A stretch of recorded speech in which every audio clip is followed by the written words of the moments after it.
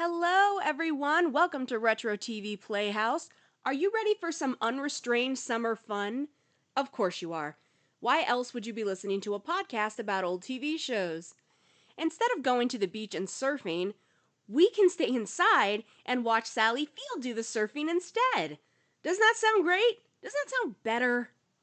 Yes, Emmy and Academy Award winner Sally Field in her very first screen role, Gidget, yet not the originator of that role. She was actually the fourth actress to play Franziska Hoffer, aka Frances Lawrence, aka Gidget. Gidget was in fact an entire franchise spanning decades, and now I'm willing to bet a lot of people have no idea who that character is. There hasn't been a Gidget project since 1988, except for some stage adaptations, one of which was helmed by Francis Ford Coppola of all people. But for a time, she represented teen beach culture. Gidget was the brainchild of writer Frederick Kohner, based on watching his daughter get into surfing. He wrote several novels around the character during the late 50s and the 60s. Kathy actually did become an accomplished surfer in her own right, so cool for her.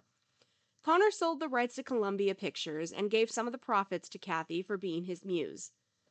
So in 1959, Gidget made her big screen debut with Sandra Dee. Next, she went Hawaiian in 1961 with Deborah Wally in the title role, and finally she went to Rome with Cindy Carroll playing her. Listen, a ton of people have played Gidget. You've probably played Gidget. I have probably played Gidget at some point. You'll never know. After those three films, Gidget came to television in 1965. Sadly, the show only ran for one season on ABC from September 65 through April 66. It was up against the Virginian and the Beverly Hillbillies, and it just couldn't keep up. However, the summer after it was canceled, the reruns did fantastic in the ratings with the younger demographics. But ABC just shrugged their shoulders. I mean, they already canceled it, didn't they? They can't uncancel it. Whoever heard of such a thing? I know this was well before the time when networks would just bring back shows if they felt like there was still money to be made. But still, they had a hit on their hands, but they just stuck to their guns anyway. Feels like you're punishing yourself, ABC. As Field put it, quote, in today's market, they'd have said, whoops, let's put it back on. In those days, what's done is done. Goodbye, it's gone. End quote. As I said, the series starred Sally Field, and it was her big break. She was still a teenager at the time of shooting. It also starred Don Porter as her father, Russ Lawrence, and Porter actually reprised this role from Gidget Goes to Rome. In the movies, at least in the first movie, the only one I've seen, Gidget had a mother, but in this show, her dad is a widower. The series co-starred Betty Connor as older sister Ann Cooper and Lynette Winter as best friend LaRue Wilson, two characters who had appeared in the novels but not in any of the movies. Rounding out the cast is my boyfriend Pete Duell as brother-in-law John Cooper. And yes, he is the reason I watched this show. His character was also from the novels, but his name was Larry Cooper there. It's a very simple premise. Gidget is a teenage girl living with her single father. She's very close to him. She gets into hijinks. She loves surfing. She spends most of her free time at the beach. Her older sister and psych student brother in law constantly stick their noses into her business when it is definitely not wanted or needed. Gidget would narrate each episode, and it's just obvious that Field had what it takes to be a star. She's very engaging in the role. The show is so innocent and affable, and it's not really that funny, at least through my 21st century goggles, but I get a few chuckles here and there. Before Gidget, Sally Field lived on the stage. The school stage, but a stage nonetheless. Her stepfather was a stuntman and her mother was a working actress, so it ran in the family. After seeing her audition for an actor's workshop, a casting director approached her and asked her to come in to screen test for the series, and from there she secured the role. Field had a lovely working relationship with Don Porter, and she said what she loved about the show was that father-daughter dynamic. She said in an interview that she wasn't close to her own father or her stepfather, so Porter became that figure for her. At table reads, she would get very nervous and sometimes come up against a word she was unfamiliar with, and if she said it wrong, everybody would laugh and she'd just feel humiliated. Porter began sitting next to her, and if he could sense a difficult word coming, he would say it quietly to her before she got to it so she would know how to pronounce it. That's very sweet. I've talked about this before on my ASJ podcast, but Field was also close with Pete Duell. She was close with Lynette Winters, too, calling her a best friend. She didn't mention Betty Connor in this little Gidget retrospective that I'm pulling information from, so unsure about her. In fact, Gidget is the last credit on Connor's IMDb page. Before that, she mostly did guest spots on other shows. She did have a role on a short lived soap opera called The Young Marrieds. It appears that she just quit the business afterwards. I couldn't find what happened to her after that. Don Porter began his screen career in the late 30s. He was in a string of B pictures throughout the 40s, and he had a main part on a couple of TV shows before he booked Gidget: The Ann Sothern Show and Private Secretary. Private Secretary was also an Ann Sothern show. According to IMDb, he had an uncredited role as the narrator in the pilot for Love on a Rooftop, and that was Pete Duell's next series that came out just the season after Gidget. Porter remained a steadily working actor long after Gidget wrapped. He did Matlock, Fantasy Island, The Love Boat, Three's Company, and Barnaby Jones. He was also in the TV movie The Legend of Lizzie Borden. It's a really atmospheric little telefilm, and I highly recommend it.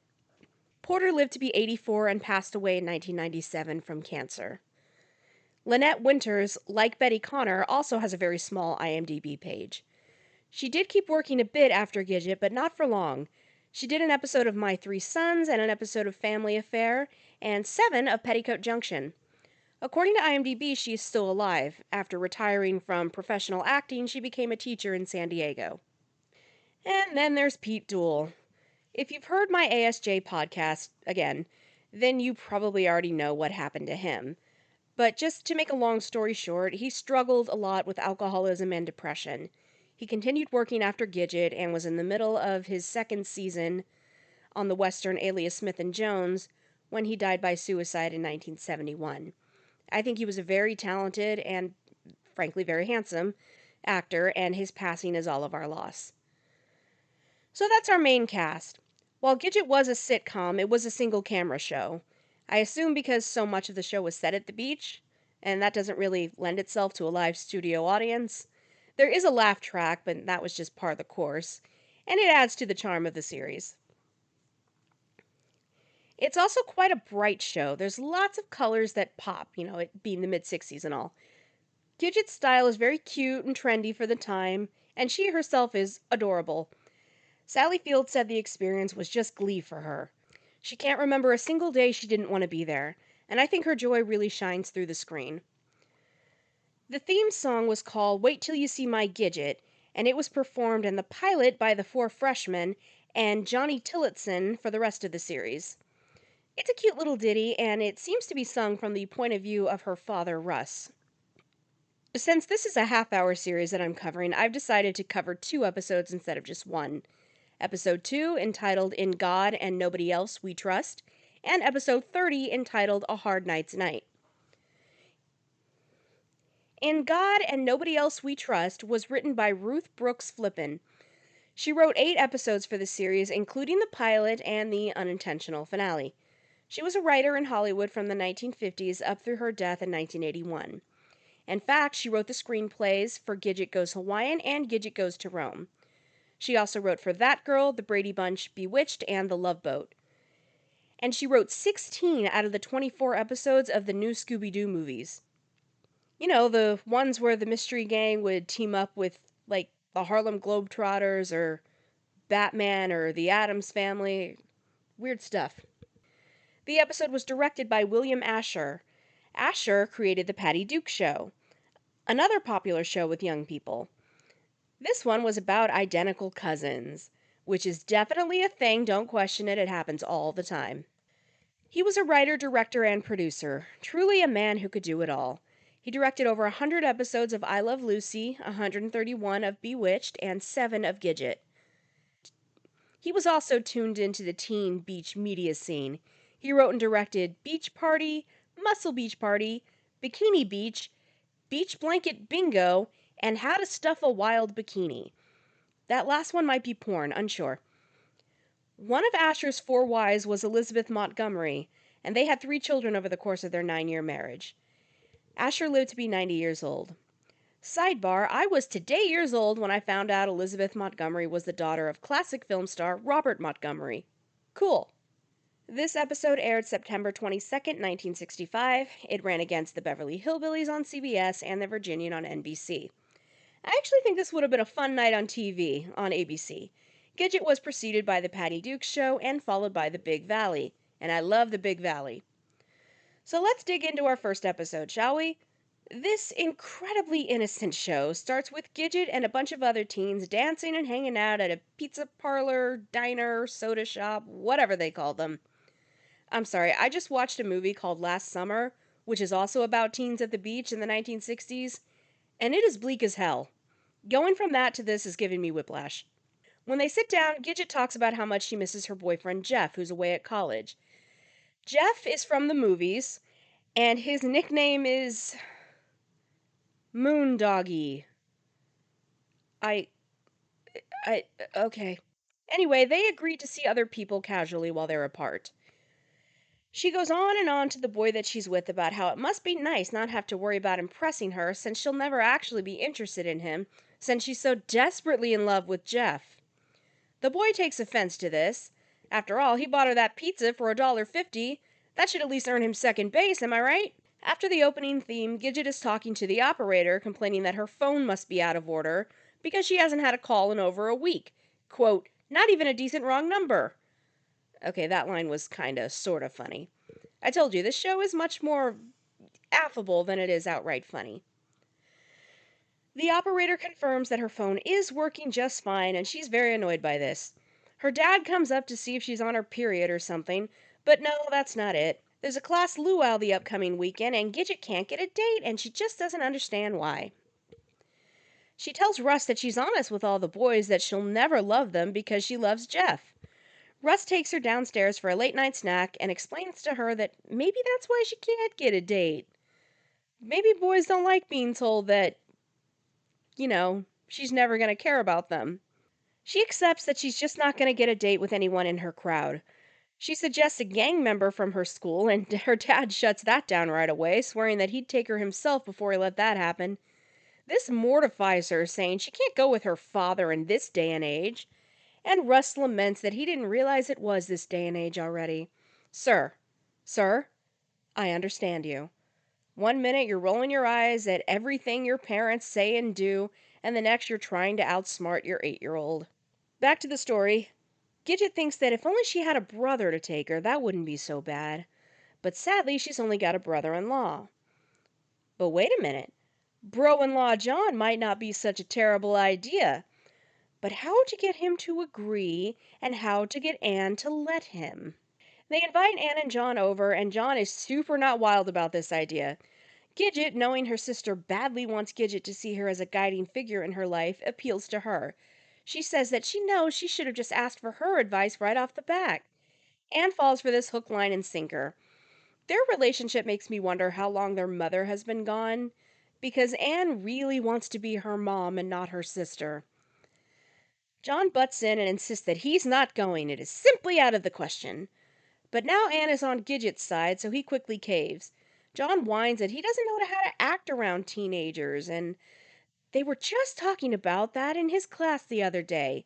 And he keeps talking and talking until he talks himself right into seeing this as an opportunity to study teens and how he could even write his term paper on them. Now John and Anne are both all excited, and Gidget wonders if maybe she made a mistake. The next day, Gidget and Anne go to that teen hangout, diner, pizza, whatever. Gidget's hot blonde friends start coming up and saying hey to her. And Anne's like, what the fuck? Why do all your friends look like models? And why are they all named Treasure and Pokey? I thought all your friends were ugly losers like LaRue. Poor LaRue, she never gets a win. The night of the luau, John is all dressed up and has really taken to his role. Gidget dubs him Panther. The two head off, and Anne cannot stop thinking about all the hot teenagers that John might bang.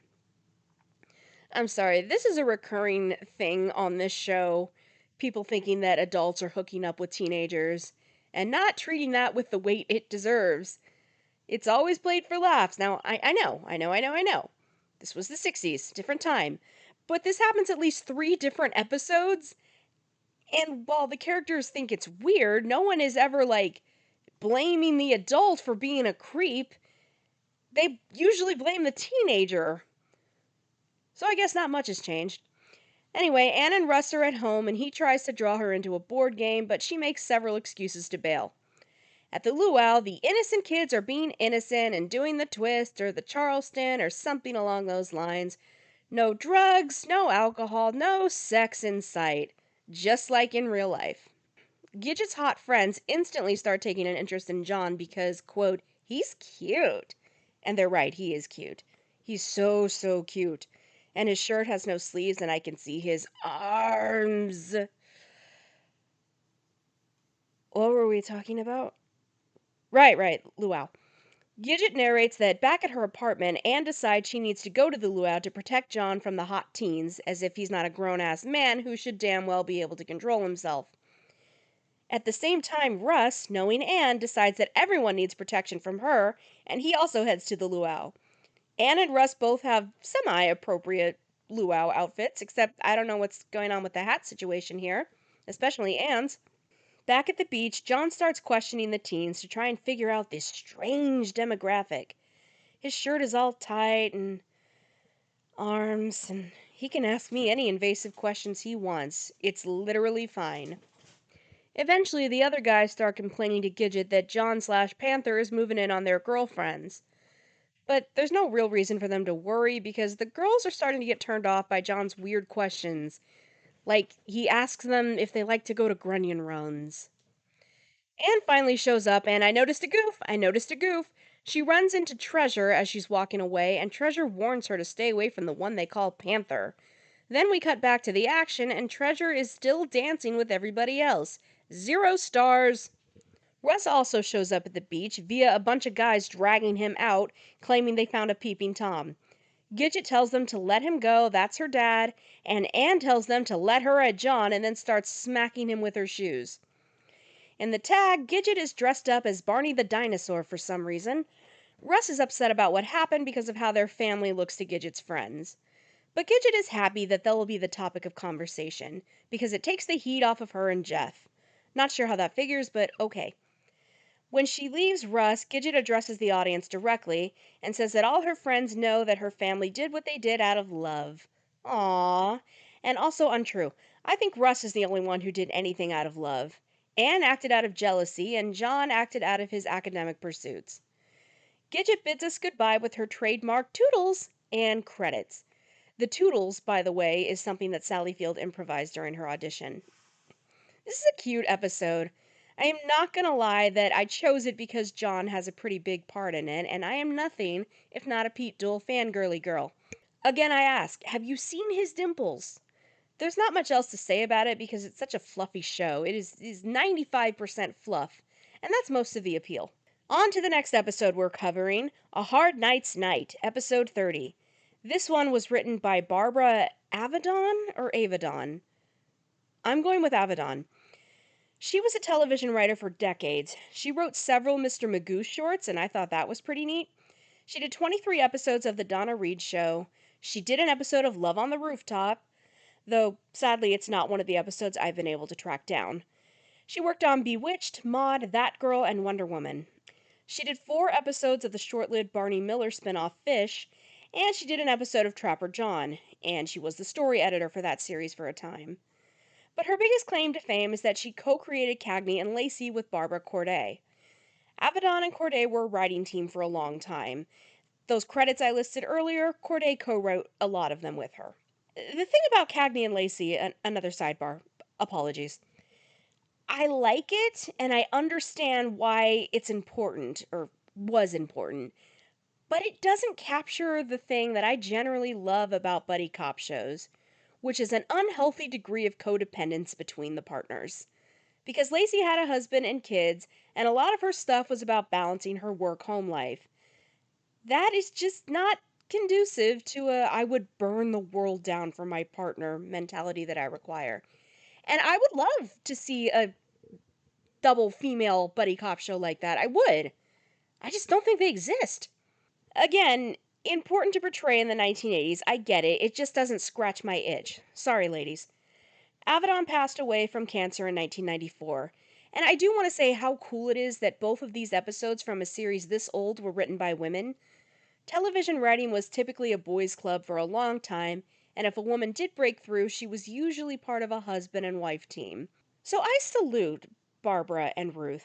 Thanks for helping to blaze that trail. This episode was directed by none other than Don Porter, who, again, plays Russ on the series. He's only got 2 scenes in this episode, so it was a good one for him to do. According to IMDb, this is the only thing he ever directed, at least for the screen. I mean, nothing about it particularly stands out or anything, but it is my favorite episode, so there's something to be said for that, right? Because my taste is true and accurate. Also odd that it's my favorite because John is not in this episode. A Hard Night's Night ran against Gilligan's Island on CBS and nothing, apparently, on NBC. At least that's what TVTango.com is telling me. Anyway, let's get into it. This one starts with Gidget narrating that her dad is going to San Francisco for the weekend, so she's staying at LaRue's house. But that plan goes south quickly when she asks Gidget to read a mystery story that she's written. Gidget doesn't like it and makes the mistake of being honest about it. She's actually pretty nice about it, but LaRue takes offense anyway. Gidget storms home, opting to spend the night alone. Unfortunately, at the airport, Russ runs into his old friend Stu. Now, Stu is visiting LA to up his life insurance and something about an exam? I have no idea why he needed to travel to get this done, but okay. You see, it's funny because the dude is a bundle of nerves. He's even traveling with a sound sleep machine that is just a lava lamp. I mean, that just looks like a lava lamp to me. What are we doing here, Gidget?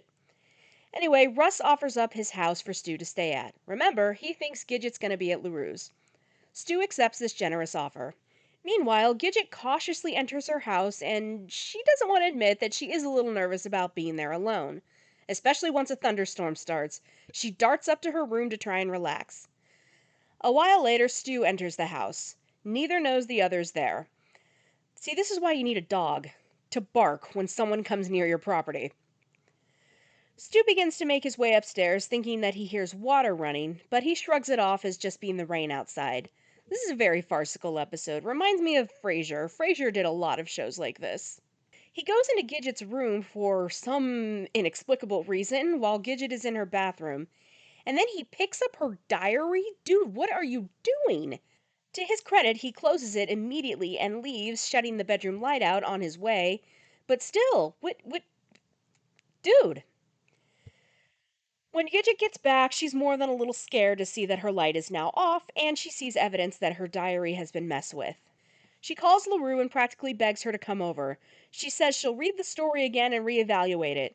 LaRue agrees. Downstairs, Stu gets the pull-out couch ready. I don't know why he doesn't sleep in Russ's bed. I would.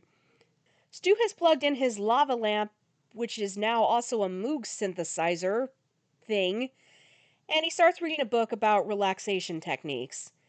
But it's mostly about relaxing your hair, and poor Stu has very little of that. LaRue arrives and she starts reading her story out loud to Gidget in the kitchen.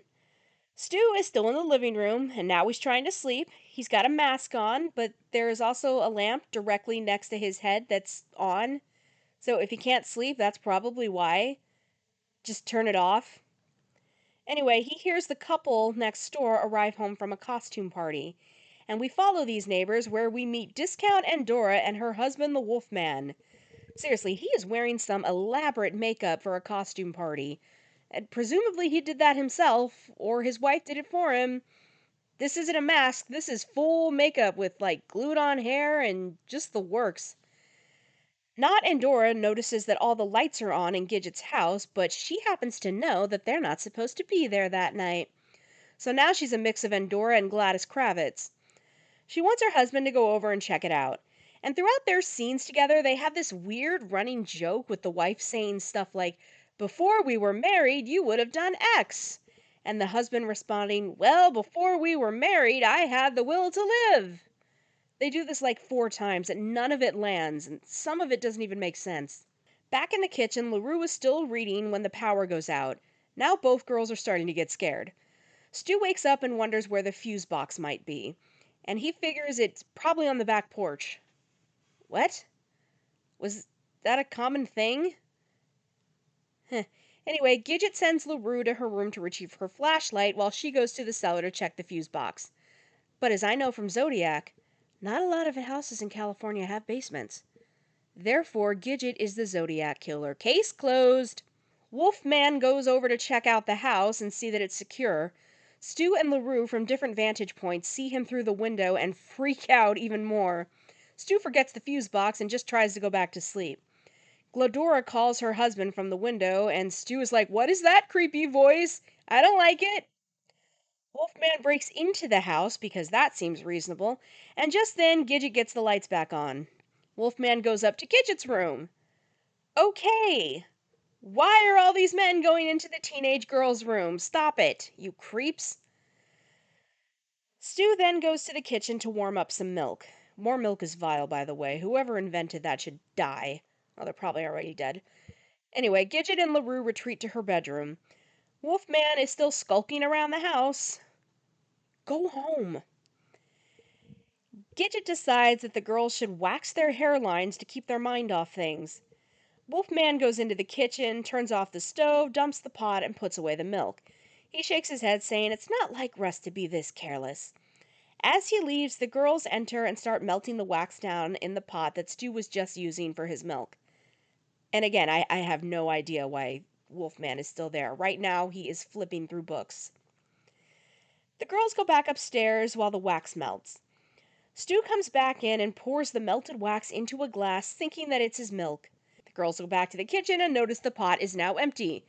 And Gidget says, well, it must have evaporated. She must get a good grade in science class. Wolfman sticks his hand through the door and shuts off the kitchen light. In the living room, Stu tries to drink the wax, but thankfully it's already completely hardened in the glass. Gidget and LaRue have had enough of this. They want to go back to LaRue's house. Wolfman finally sees Stu, but Stu has earplugs in and can't hear him. Wolfman taps him on the back to get his attention, and Stu screams so loud that Gidget and LaRue hear him, and then he passes out. Meanwhile, Glodora has called the police, I guess. I don't know why. And she and two officers enter the house. The cops grab Stu and think that he's a burglar named Pajama Plotkin, who does all his jobs in his PJs and then claims that he's sleepwalking when he gets caught. Since Gidget doesn't know anything about Stu staying at the house, they haul him off to jail. Poor Stu. In the tag, the girls pick Russ up from the airport and they're trying to explain what happened by talking over each other. Stu walks by them, ignoring Russ's greeting, and Gidget's like, "Oh, wait, you actually do know that guy?" Whoopsie! In her closing narration, Gidget said that Russ thought the whole story was hilarious. Damn, poor Stu! Gidget turns and addresses the audience again and says, "You know what this means? It means the real Pajama Plotkin is still out there." What a terrifying note to end the story on. I'm very charmed by this episode. I always enjoy a plot with people running around someplace, not realizing that other people are there too. It's an oldie but a goodie. And that's basically Gidget the series. It's cute, it's light, it's delightful. It probably won't make you laugh very much, but it will make you feel good. If nothing else, it's interesting to see Sally Field in her first role. Although I do notice that I didn't pick any episodes with surfing in it, even though surfing is a big crux of the Gidget character. But, oh well. I mean, how many surfing stories can you do on a TV show? You're gonna have to spread out eventually, you know? And this show ran for 31 or 32 episodes. Anyway, when you go to sleep tonight, make sure you look out for Pajama Plotkin, and as the girl herself says, toodles!